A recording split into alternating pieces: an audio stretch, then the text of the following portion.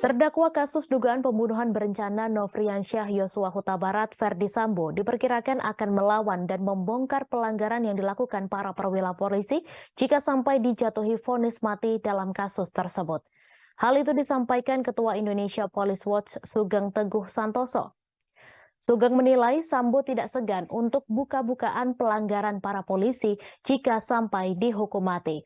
Sebab jabatan terakhir Sambo adalah Kepala Divisi Profesi dan Pengamanan atau Kadif Propam Polri yang menangani pelanggaran profesi para polisi. Sugeng memperkirakan jika Sambo sampai divonis mati dan melawan, maka akan muncul kegaduhan baru yang menyeret Polri. Ia memperkirakan Sambo akan membuka borok anggota polisi termasuk perwira-perwira tinggi yang melakukan pelanggaran. Sugeng membenarkan tentang adanya upaya gerilya dari sejumlah kalangan agar Sambo diberi keringanan hukuman. Bahkan menurut Sugeng, IPW sudah mencium gelagat itu sejak awal kasus pembunuhan berencana Yosua terkuak. Seperti diberitakan sebelumnya, pekan lalu Jaksa Penuntut Umum menuntut Ferdi Sambo dengan pidana penjara seumur hidup. Sementara Richard Eliezer dituntut penjara selama 12 tahun. Kemudian istri Sambo yaitu Putri Chandrawati serta ajudannya Riki Rizal Wibowo dan asisten rumah tangga Kuat Ma'ruf masing-masing dituntut 8 tahun penjara. Jaksa menganggap kelima terdakwa terbukti melanggar dakwaan primer, yakni pasal 340 KUHP, junto pasal 55 ayat 1 ke 1 KUHP tentang pembunuhan berencana.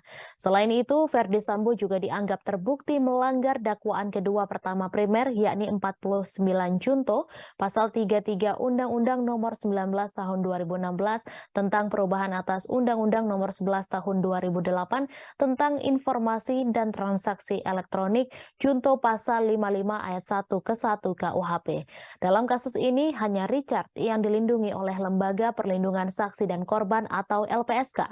LPSK juga mengajukan permohonan agar Richard dipertimbangkan sebagai saksi pelaku atau justice kolaborator karena pengakuannya membongkar skenario di balik kasus tersebut. Wakil Ketua LPSK Susila Ningtyas mengatakan tuntutan yang dijatuhkan jaksa terbilang besar, mengingat status Baradae yang merupakan justice kolaborator atau saksi pelaku dalam perkara ini.